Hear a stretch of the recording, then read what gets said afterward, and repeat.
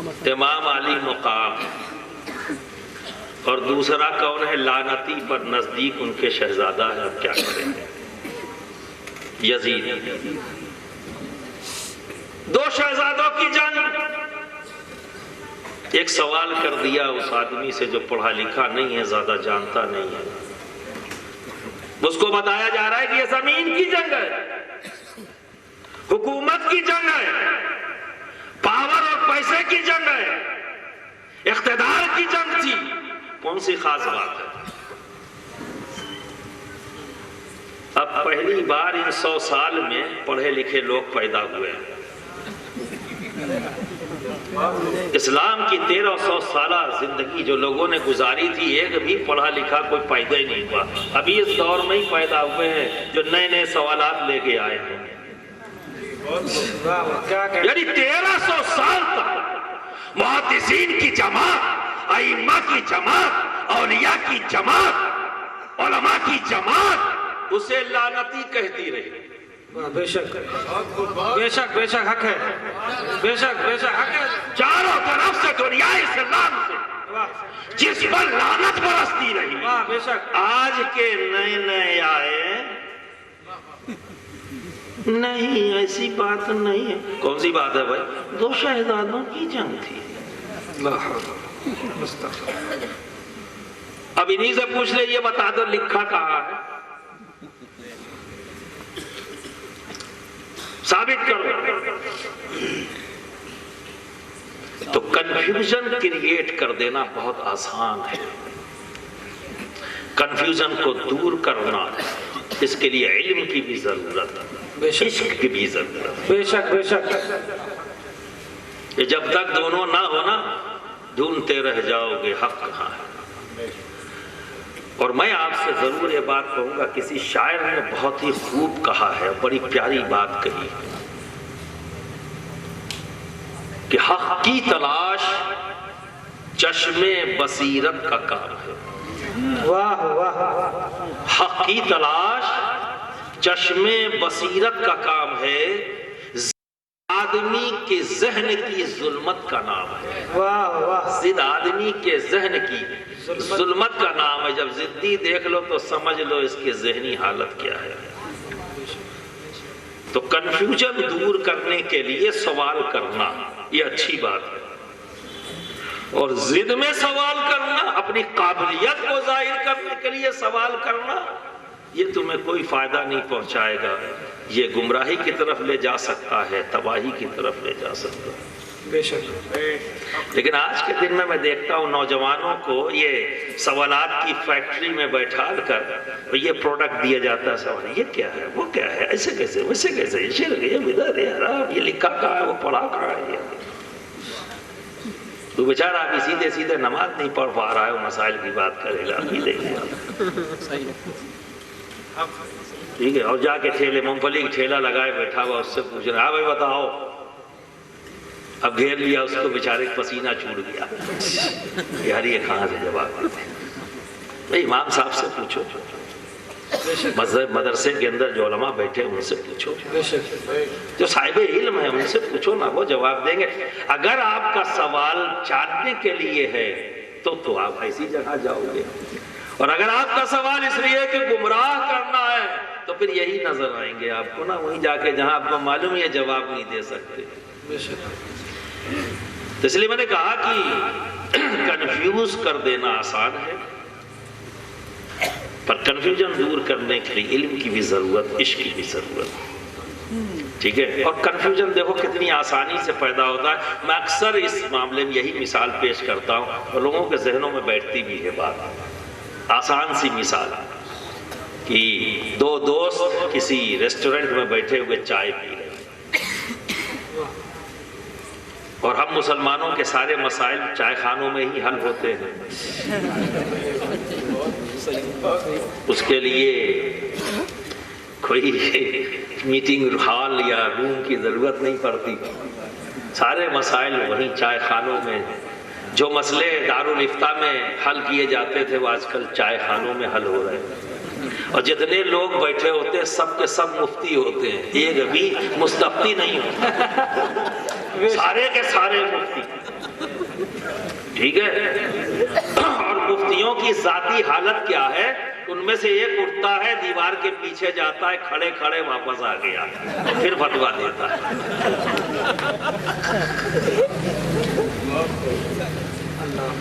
اب دوسروں سے شکوہ کیا کریں جب ہم خود اپنے دین کا مذاق اڑاتے ہیں؟ دوسروں سے کیا شکوہ؟ کیا ہم نے کبھی خیال رکھا؟ مسلمان تو ہم کہلا رہے ہیں، کہہ بھی رہے ہیں بڑے دعوے کے ساتھ،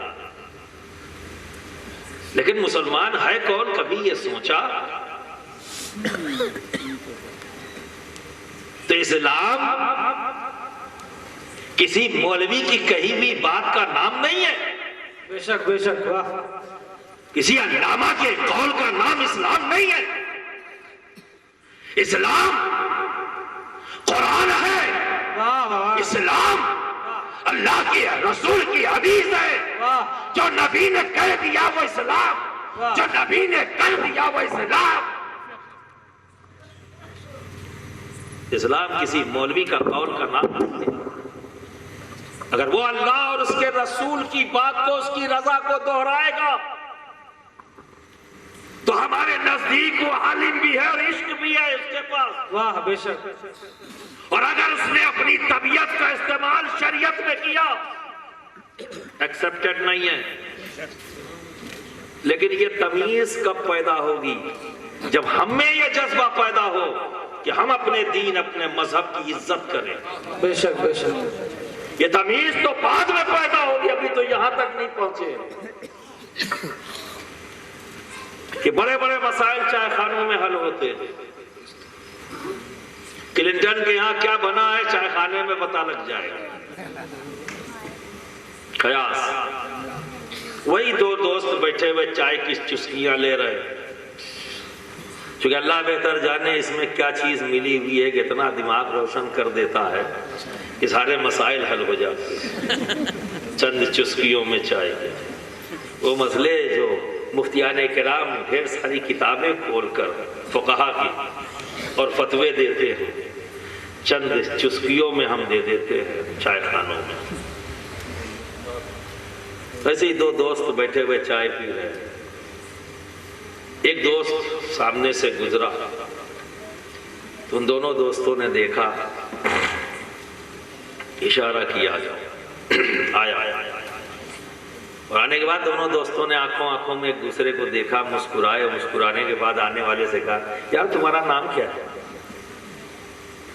کہا تم لوگ نہیں جانتے ہو کیا؟ کہا نہیں جانتے، ہم چاہتے ہیں تم بتا دو۔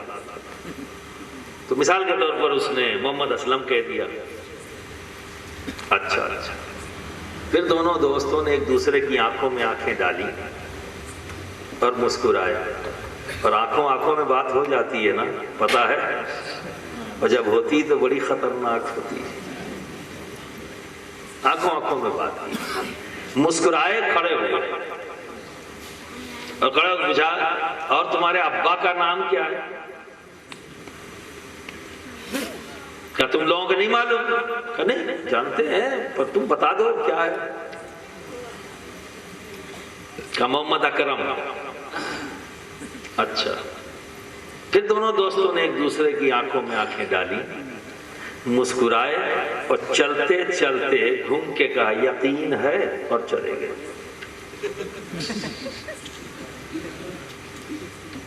محمد اسلم پریشان ہو گیا ہے نا۔ اب اس پریشانی کے عالم میں اب ذرا سوچئے، ذرا اندازہ لگائیے کہ وہ چوراہوں پر، گلیوں میں، رشتہ داروں میں، دوستوں میں، کہاں کہاں، کس کس انداز میں، کیسے کیسے ان کو رسوا کرے گا، جن کا اس پر زبردست احسان ہے۔ وہ ماں جس نے اسے 9 مہینہ اپنے پیٹ میں رکھا، وہ ماں جس نے اپنے خون کو دودھ بنا کر اس کی رگوں میں دوڑایا، وہ ماں جب محمد اسلم بے بس مست تھا، مجبور تھا، لاچار تھا. یہ بھی نہیں کہہ سکتا تھا کہ میں بھوکا ہوں، یہ بھی نہیں کہہ سکتا تھا کہ میں تکلیف میں ہوں. اس وقت جب اس کے آواز نکلی تو تڑپ کر وہ ماں سوتے سوتے سے اٹھ گئی اور سینے سے لگا لیا، چلنے لگی. کبھی شکوہ نہیں کیا کہ تو نے میری نیند کو توڑ دیا. وہ رات و دن اس نے اپنا کھانا بھلا دیا، پانی پینا چھوڑ دیا. اگر بچہ تکلیف میں آ گیا، راتوں کی نیندیں چھوڑ دی، پوری پوری رات بچے کے لے کر ٹہلتی رہی. میرے بچے کو سکون مل جائے، میرے بچے کو آرام مل جائے. اس کو بہتر پرورش، بہتر کھانا، بہتر کپڑا دینے کے لیے وہ باپ گھر سے نکلتا، نہ جانے کتنے لوگوں کے درمیان گیا. اس کی عزت نفس پر حملہ ہوا. جس کے کام کرتا تھا اس نے نہ جانے کس کس طرح سے اسے بے عزت کیا، لیکن وہ کھڑا ہوا ہے. گیا نہیں صرف اس لیے کہ اگر چھوڑ کر چلا جاؤں گا تو اپنے بچے کو 2 روٹی کیسے کھلاؤں گا، اس کے کپڑے کہاں سے لاؤں گا، اس کے لیے اچھا کمرہ کہاں سے لاؤں گا، اس کی ضرورتوں کو کیسے پورا کروں گا. بچہ سامنے آ گیا، نظروں کے سامنے آیا. غصہ تو بہت آیا پر پی گیا، پسینہ بہایا، محنتیں کی، اپنی بیماری کا خیال نہیں رکھا، نکل گیا کام کرنے کے لیے. صرف وہ محمد اسلم صاحب نے ہے، اس کو بہتر زندگی دینی ہے. وہ ماں رات و دن اس کی خدمت میں لگی، نہ جانے کیسی کیسی تکلیفیں اٹھائیں.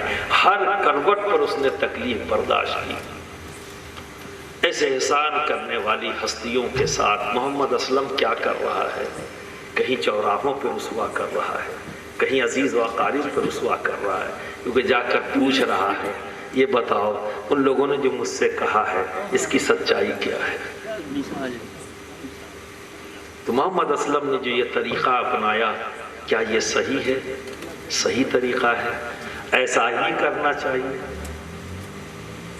ہرگز نہیں، ہرگز نہیں.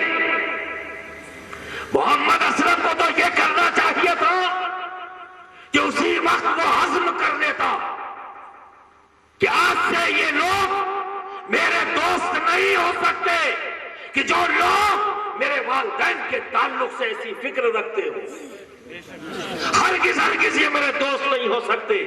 آج سے نہ میں ان سے ملوں گا، نہ ان سے سلام رکھوں گا، نہ پیام رکھوں گا، کسی قسم کا کوئی تعلق نہ رکھوں گا. کہ جو لوگ میرے والدین کے تعلق سے ایسی فکر رکھتے ہوں، جن لوگوں کا میری ذات پر اتنا احسان ہو، ان کے تعلق سے ایسی فکر رکھتے ہوں، آج سے میرا ان سے کوئی تعلق نہیں، کوئی ناتا نہیں. یہ کب سوچے گا؟ جب محبت ہوگی، بے شک بے شک، جب والدین کی عظمت ہوگی قلب میں، تب اس انداز میں سوچے گا. والدین کی محبت ہوگی تب اس انداز میں سوچے گا.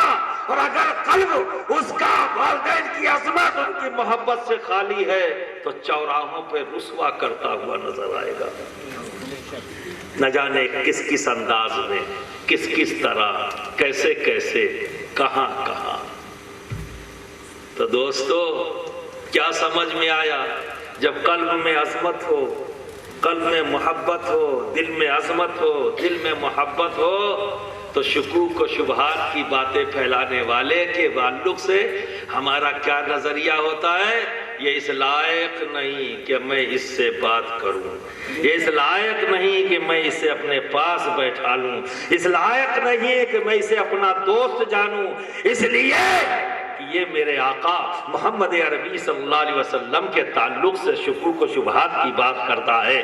یہ میرے امام عالی مقام امام حسین کے تعلق سے شکوک و شبہات کی بات کرتا ہے. یہ ہرگز ہرگز میرا دوست نہیں ہو سکتا، یہ ہرگز ہرگز میری محفل میں بیٹھنے کے لائق نہیں، نہ میں اس کی محفل میں جانے کو اپنے آپ کو بہتر سمجھتا ہوں. کوئی تعلق نہیں رکھوں گا، کیونکہ یہ میرے امام کے تعلق سے شکوک و شبہات کی بات کرتا ہے.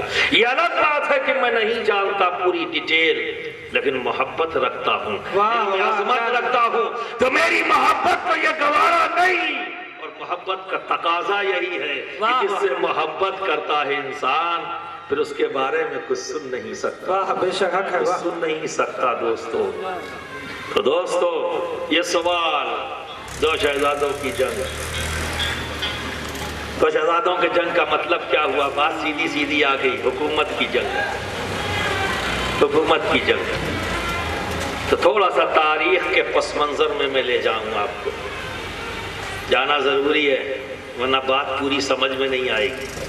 میں نے کہا نا علم کی بھی ضرورت، عشق کی بھی ضرورت۔ اگر بغض و عناد کا چشمہ لگا ہوگا تو لکھا تو سب ہے، دکھتا نہیں لوگوں کو۔ واہ واہ واہ، جب عشق کا عناد ہوگا نا تو سب دکھے گا، بے شک بے شک، کیونکہ علم تو موجود ہے، دکھنا ضروری ہے۔ واہ تبھی تو پوچھتے رہتے ہیں کہ لکھا کہاں ہے؟ میں نے نہیں پوچھا کسی سے، اب دکھا نہیں ہے تو موجود، دکھا نہیں تبھی پوچھتے چل رہے ہیں لکھا کہاں ہے، لکھا کہاں ہے؟ اگر پوچھ رہے ہو، اگر پڑھے لکھے ہوتے تو دکھ جاتا، میرے دکھانے سے دکھ جائے گا کیا؟ تو دوستو تاریخ کے پس منظر میں جانا ہوگا۔ اس طرح کی فکریں ایسا نہیں کہ نہیں ہیں، یہ بڑی پرانی فکر